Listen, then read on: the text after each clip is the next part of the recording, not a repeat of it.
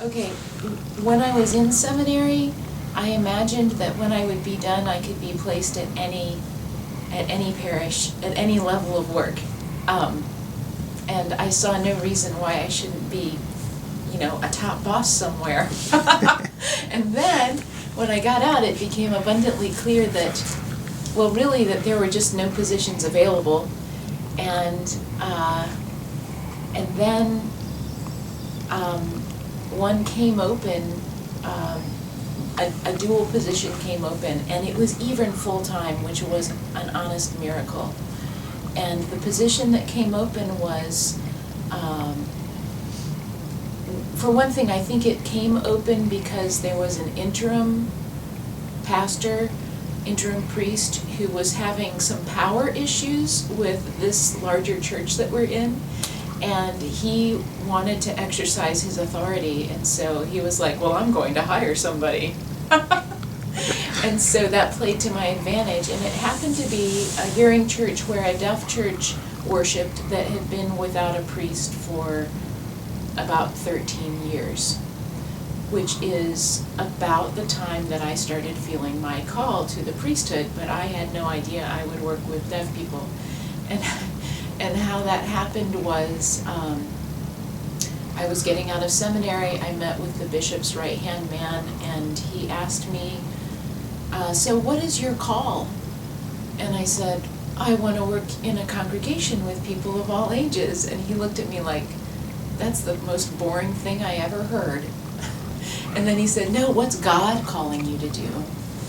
And I said, I want to baptize babies and marry people and bury people. And he looked at me like, and then he said, well, you like languages, right? And I said, yes. And he said, would you like to work in a church in a different language? And I'm like, are you serious? Right here in our diocese, there's a church? Ah, qué bueno! Puedo aprender español. Muy bien! And he's like, no, chill. We have a deaf congregation. At which I just did this, like, I'd never ever considered working with the deaf. My mind started going, oh, sign language. And so I started with this church with them just hoping that I could learn it, and with the assurance that natural gestures are always okay. And whenever I start talking about working with the deaf, I start using my hands also. So I started working here. I took one semester of sign language at a community college.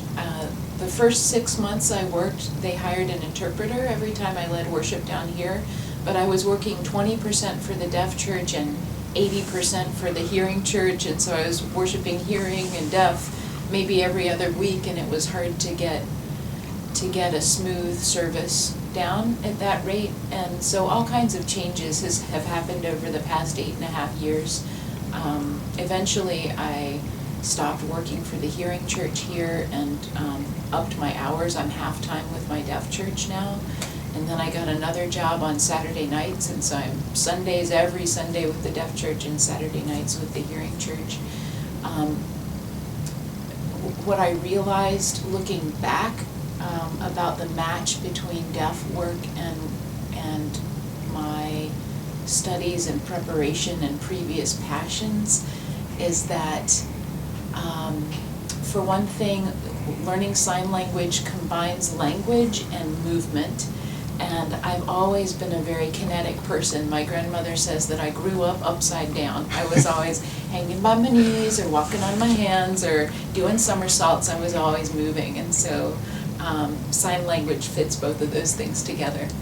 And then another thing is that I had studied in graduate school, and this is how I got into religion again after getting away from it after I left home for college.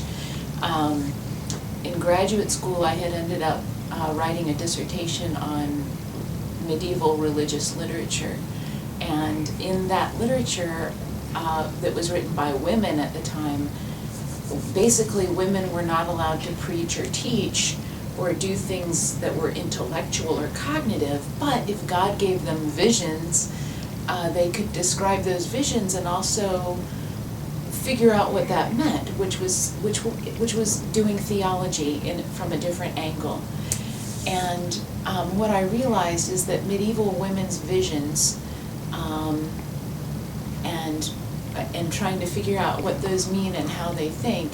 Well, now here I'm working in the deaf church, and I have to take words and turn them into visions with my hands, and that fits wonderfully.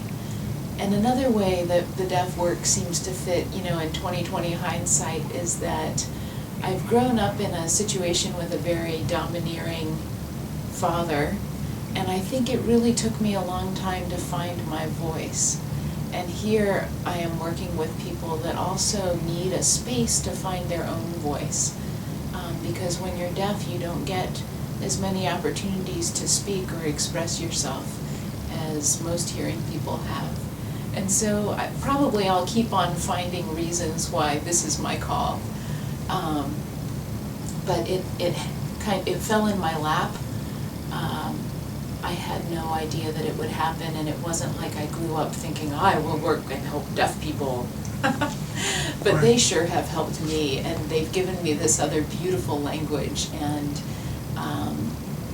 not only the opportunity to be super expressive with my face, but the necessity of it. When you're signing, you have to put all of the expressions on your face and in your hands at the same time.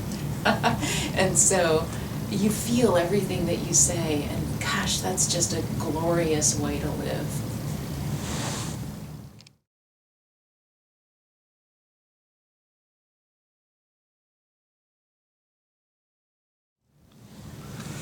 So my advice for seminary students who are taking a big leap of faith by graduating and not knowing what the future holds is advice that I received from a fellow student at Eden Seminary. She's a Christian Scientist, and she said, well, Emily, you know that God has the perfect thing worked out. You just have to pray that you see it. And I gotta say, that saying has been a gem for me, because I had no idea, and the ministry that I ended up in was certainly not something that I had ever, let's just say from Ephesians that it's more than I could ask or imagine. And I know a lot of people who don't end up with their ideal situation.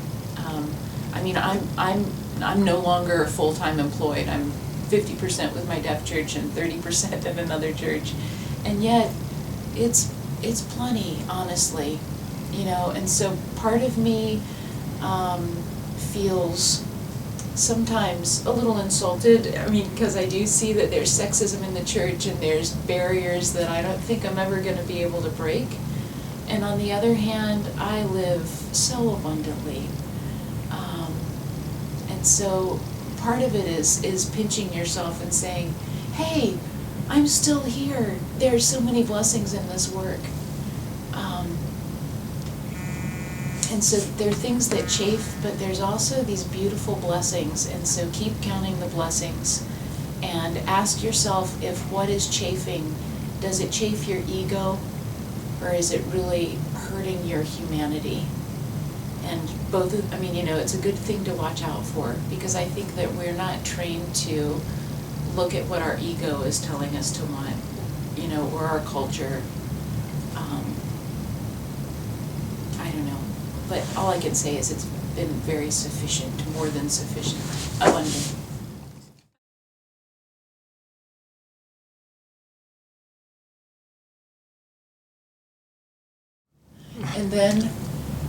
And then what do I wear with it, and I felt like, to be professional, I have to wear dresses, but honestly, to be true to myself, I hate dresses. And so, but the first year or two, I would wear dresses, and then I would feel really awkward.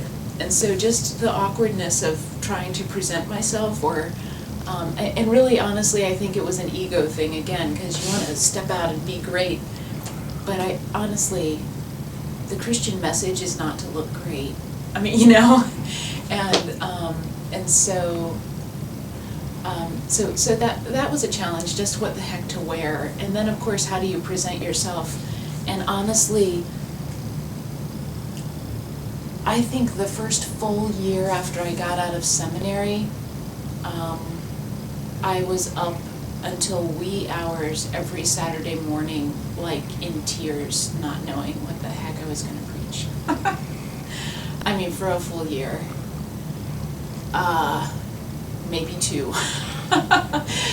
Because it seemed like, well, you gotta prove yourself by that, and there's so much pressure put on it that it's hard to perform like that. And the pressure was from me, because there couldn't be a better place to be awkward than church. What I found is that people, well, I mean, I'm a very loving person, and people responded to that more than whatever I could preach. I mean, I would have all these ideas, and you have to get it right, and you bring your sermon around to the end, and you like circle around, and you connect it all beautifully. And honestly, a lot of times some beautiful sermons would come out in those last frantic minutes. But I'm not a Jay kind of person who prepares everything in advance. But I would be pouring hours and hours into it and be absolutely blank-minded and terrified. And what I've learned is that God carries me through that. And I don't know, people are very gracious, and the sermons that I thought were great are largely lie forgotten. And sermons or even just things that you step out and say that you didn't intend to say, a lot of those things are what people remember. And so often it's the stuff that I really was scared about that wasn't even important, actually. And I think presence is really important, and loving people and being able to get your own self-consciousness out of the way in order to let real relationships happen. So there's a lot of, I think you get out of seminary and you have all these expectations, and part of getting through that time is to set aside your expectations and to be really who you are. And I think the way to do that is to keep a good prayer life. One where you just open your soul, and you're not full of your prayers to God, but one where you open up a space, and maybe you can even hear your own cries in there, and maybe you can even be open to what God might be doing in there, beyond your intent. What are some other challenges? Just realizing, I guess I've come to see life as not growing up, like, I have finished this thing and now I am grown up. I've come to see life as a series of adolescences where every new thing is really awkward. And so there's a lot of awkwardness, even though you've trained in how to preach, and you've trained in how to lead a congregation, or how to lead meetings, or how to face conflict. But really doing it and really getting to know people is very awkward, And so be ready to forgive yourself for that. And again,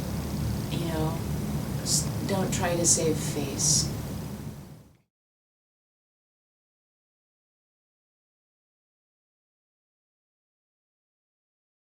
For them. Well, the thing about from Ephesians, that God is going to give you more than you can ask or imagine. Just to commend you for how beautiful it is that you gave up your life and went to seminary and are diving into Christ Church, that is a beautiful, beautiful offering of yourself, and that I think that God means to make you very, very beautiful. And if we can only get out of the way and let it happen in spite of ourselves.